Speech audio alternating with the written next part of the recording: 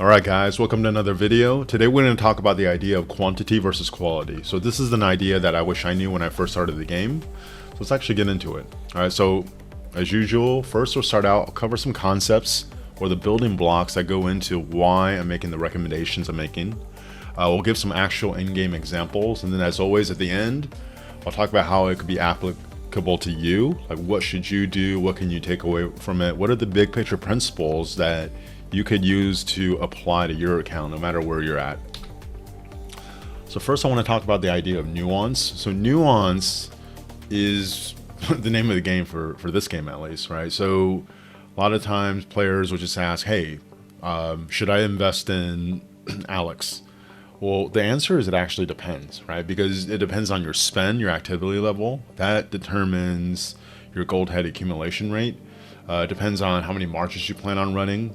Sometimes it depends on which part of the game you're in. And also, it depends on the timing, right? So if it was, say, 3 months from now, and we have an idea who the infantry commander is, and Alex is clearly going to be in the top 4, like his priority goes up. Right now, he's clearly in the top 4, or he is good enough to be in the top 4, but being a few months out from the infantry cycle, is it still worth it? It actually depends on every situation. So with quantity versus quality, it's the same, right? How many marches should you run? How far do you go in the equipment? About what you should shoot for the armaments? Or are you in KVK 4? Are you at a high level Imperium? Are you in KVK 2? Just not even getting to the end game yet.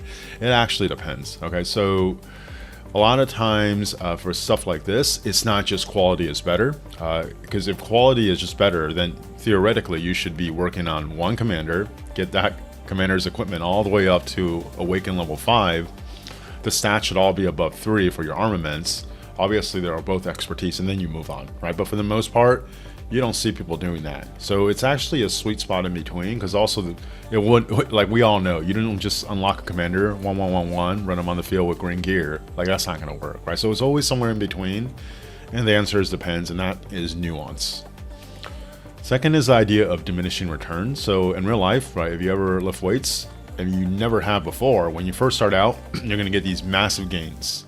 And then as you get stronger and stronger, your gains will actually go up less and less, right? So when you're getting a new personal record, PR, at a higher and higher level, sometimes it's like a 5-pound PR and you're happy. Whereas when you first start out, you wouldn't be happy with a 5-pound PR.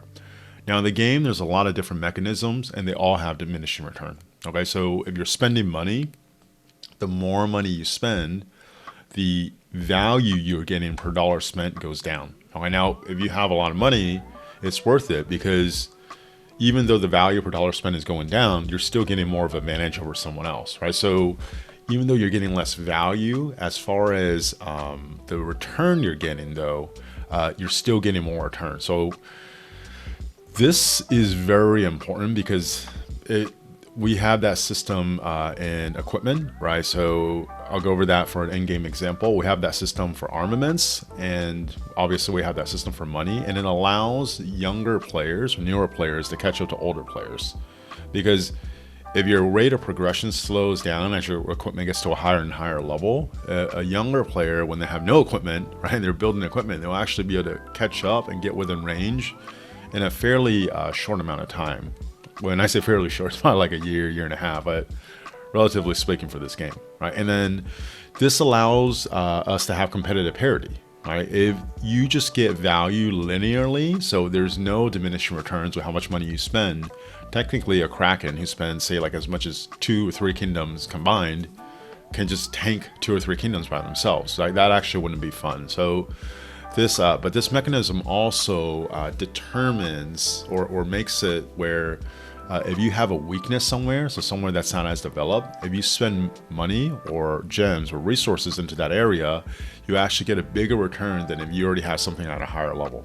Okay, and then finally, let's talk about efficiency versus output. So if you look at the 2 numbers I have below, one is if you took 1,000 sev wound and you dealt 10,000 sev wounds, technically you traded 10 to 1, right? And then if you took 30 and you dealt 100, technically you traded a little over 3 to 1. Now, which one is better? The top one is more efficient, but the bottom one, you actually have a lot higher output. You actually have 10x output. but you also took 30x these 7 wounds.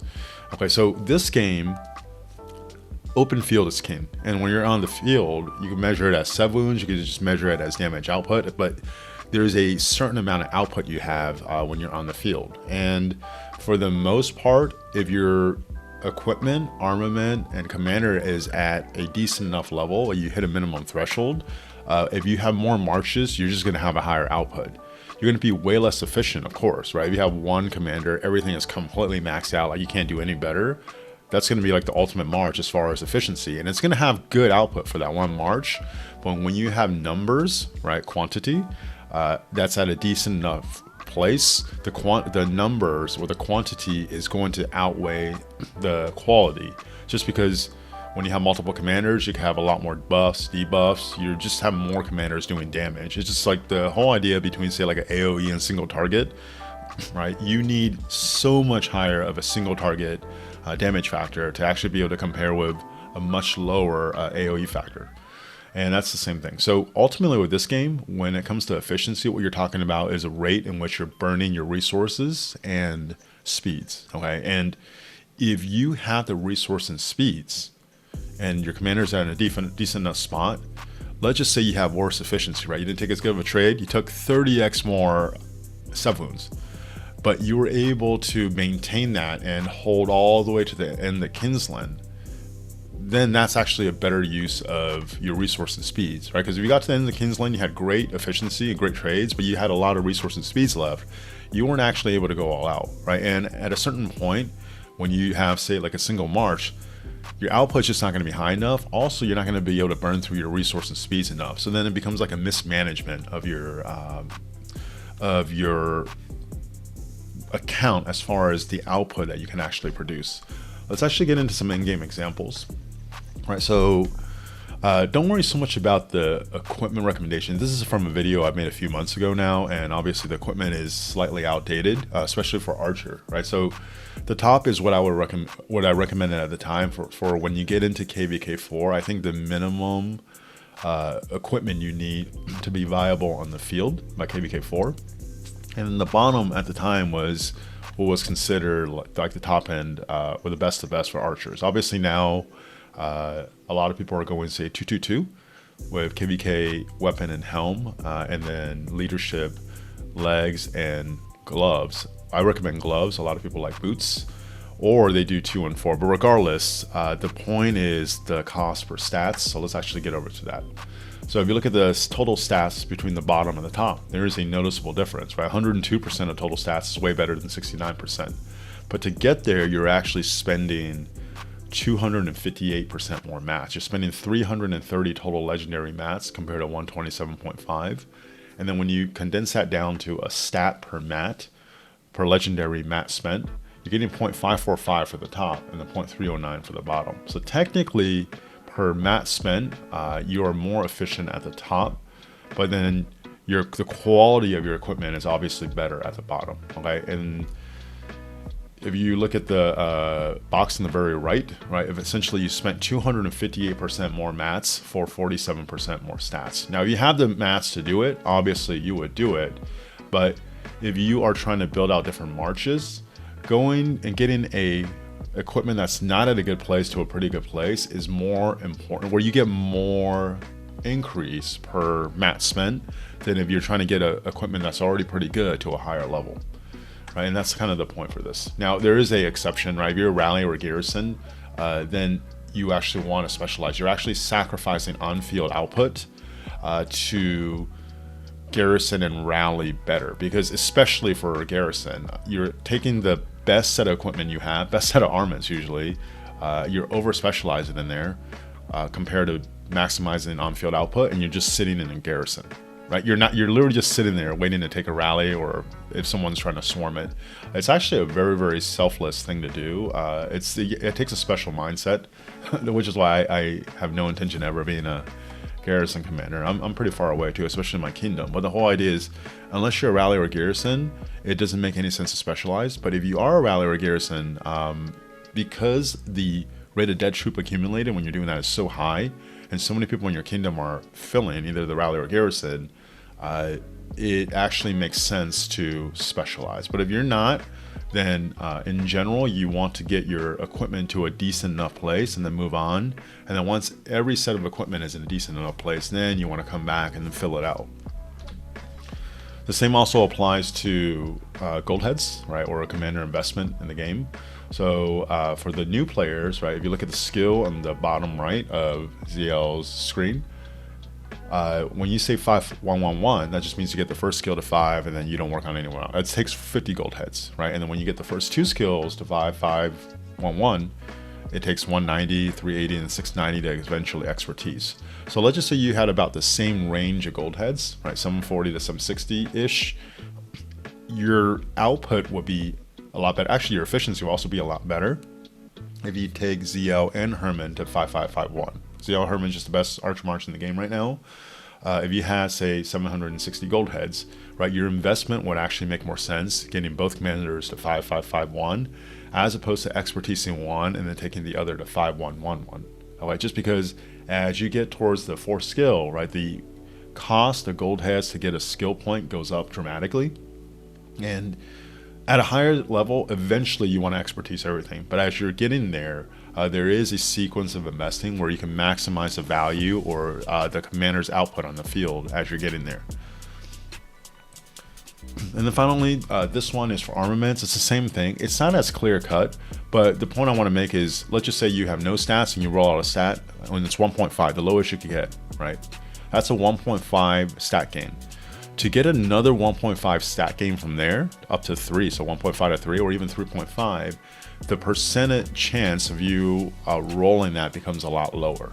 And that's why it's easy to get armaments to a decent enough place, but then to get it higher, let's just say you already have a stat, let's just say it's 2 and you want to roll that to 2 to 3.5, another 1.5 gain, it's going to be a lot harder, especially if you want to roll 3.5, like the chances are very, very, very low. Okay, so you just have to get really lucky or have a lot of resources or transportation stones to reroll it.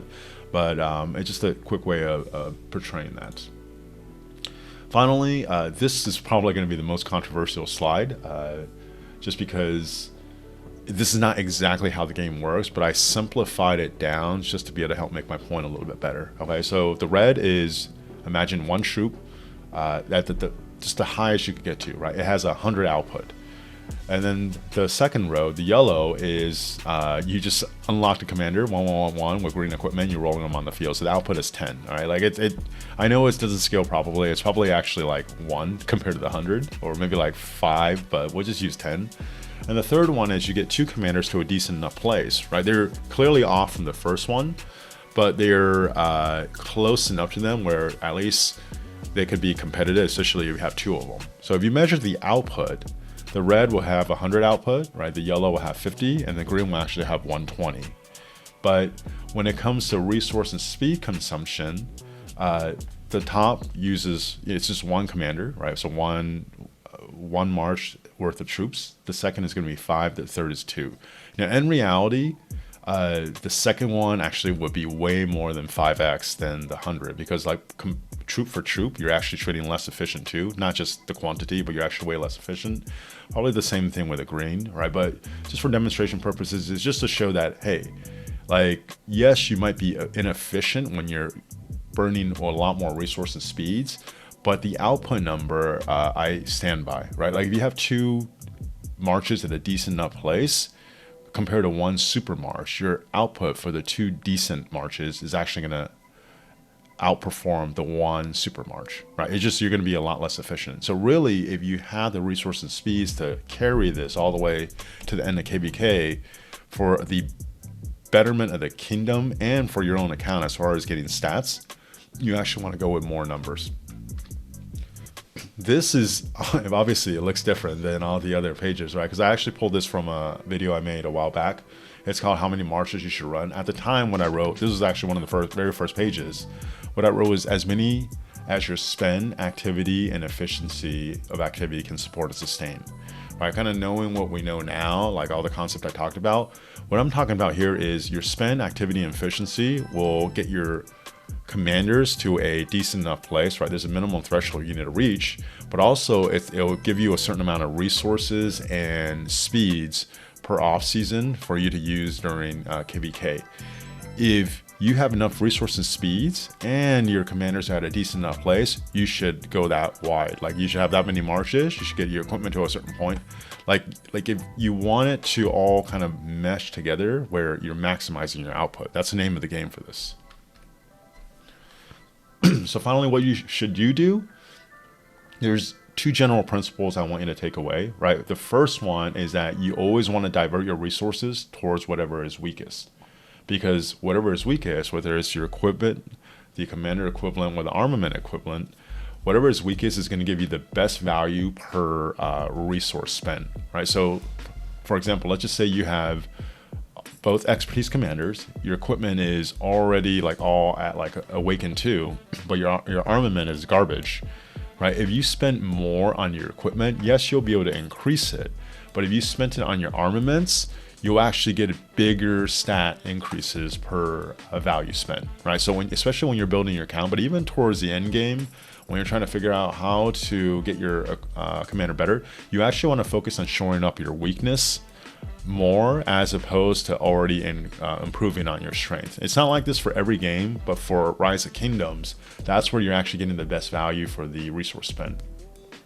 The other one is you actually want to go as wide, right? Going as wide commander wise as you can, provided that one, each march can reach the minimum threshold of viability. So that depends, right? It's a nuance. If you're in KVK 4, minimum threshold of viability is going to be very different than if you're fighting in a top Imperium KVK. If you're not sure, obviously you could, there's content creators or experienced players that can help you with that. But you literally have a minimum viable threshold of viability. And if you could cross that, you should actually build it out to as many marches as you can support based on how much resource and speed you could generate, right? Because if here is a minimum threshold of viability and you can hit that for one march and you could support that with, you could support up to 5 marches with the resource and speed you generate, you should go 5 marches because you're not going to trade as efficiently as 1 or say 2.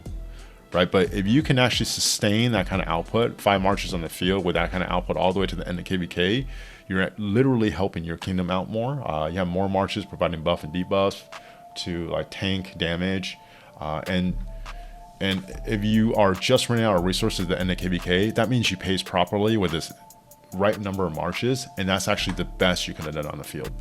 Okay. Again, there is an exception for rally and garrison, but for most players, it's open fielding, which is why that's what we're focused on. Now, if you watch all the way to the end and you haven't yet, please like and subscribe to the video. Again, thanks for watching, and I'll talk to you guys next time.